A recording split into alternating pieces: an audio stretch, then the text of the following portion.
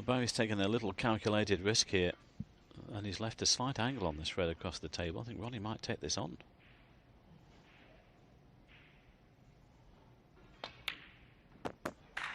Well, he knew that was a possible, leaving the white near the top cushion, but that's still a great pot on the red.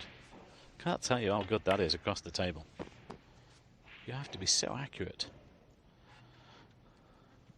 Particularly at the pace he played it to get the cue ball off the cushion for the black. You just missed the cannon there for the red to the left, but has this one to the right. It's amazing. You go back to the club after a tournament and people ask you the questions, Phil, those pockets look big this week. You play on these tables, I'll tell you, they are not big. A normal club player, I keep saying, a normal club player, unless he's a top amateur, would struggle on these tables, not just with the cut of the pocket, but the pace as well. Even the top amateurs struggle with them.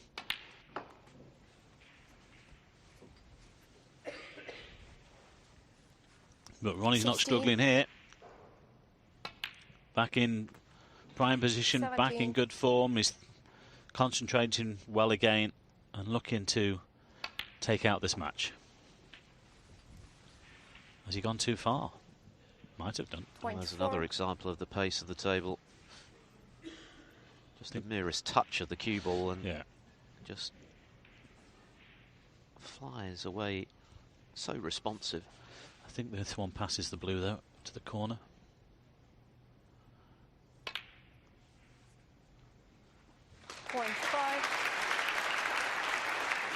Yeah, the players love these tables when they're playing like this, though. They can just stroke the balls around the table. They don't want what we want the tables to be lumpy, you know, and having to hit the balls a bit harder. They can just and they split these sort of shots. They split as well, quite easy.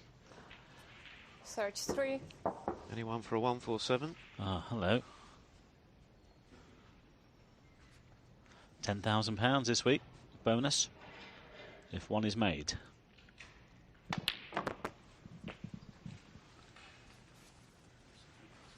This guy's had 13 already in his career. Amazing. I think he's just asked the referee what the high break prize is or the maximum prize is. He did that once before he potted a red against Mark King and went on to make one. Yeah, well, it was Glasgow, and actually he refused to pot the last black, didn't he? And it was only up to Jan Verhaert to say, come on, Ronnie, we need this last black in, which he did in the end.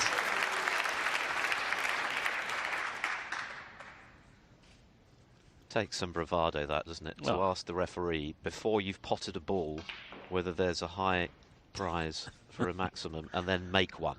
Yeah. I mean, that is arrogance.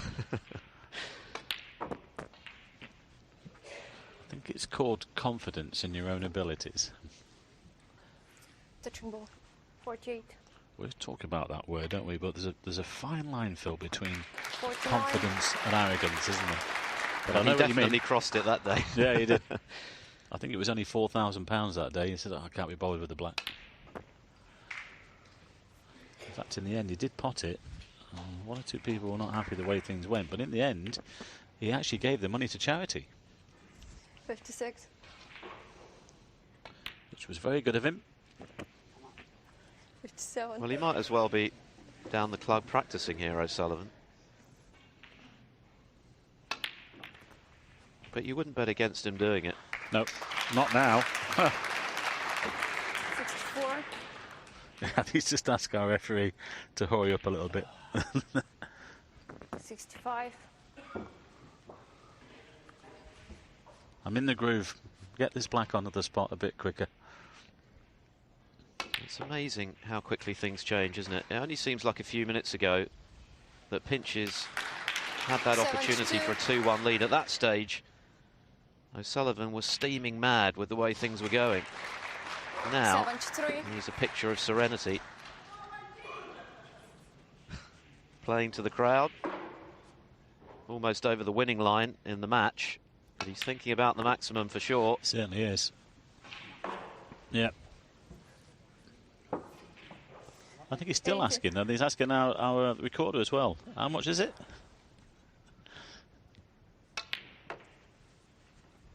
Well, Well, even for a millionaire, £10,000 is worth having. Yeah, a little bit more Versace. It's on. It's definitely on.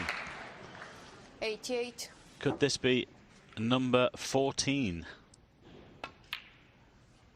Tell you what, Phil, it's always nice to get one in the can early as well, isn't it?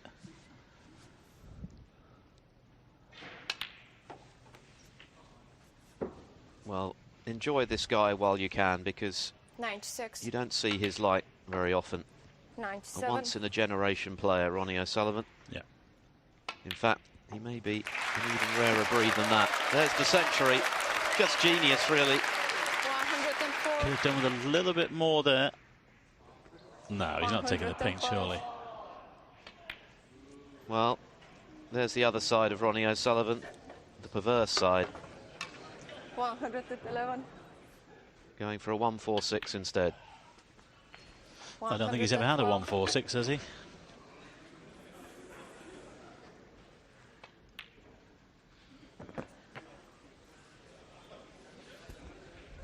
$119.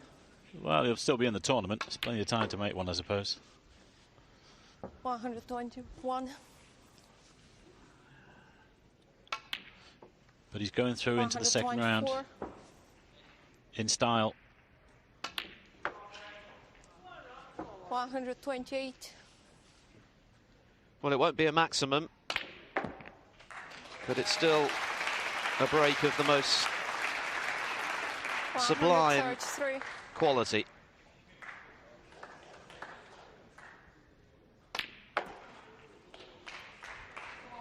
And you get the feeling that if he'd wanted to make the maximum, he could have done. He chose not to.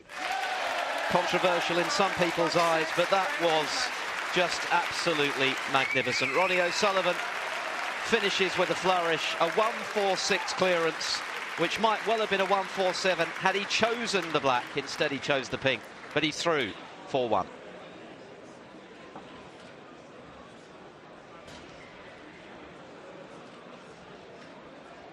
Well, what can you say about that, Mike Hallett? I mean, it was the most extraordinary break. Ronnie O'Sullivan playing to the crowd throughout the break, asking people how much was available for the maximum. The answer to that question, I'm not sure if he ever got it, was £10,000, and he opted not to play for it. Well, I don't know. I'm not going to say anything about that. That's Ronnie all over, isn't it? But still a wonderful break. It was quite magnificent. One of the best 146s you'll ever see, for sure.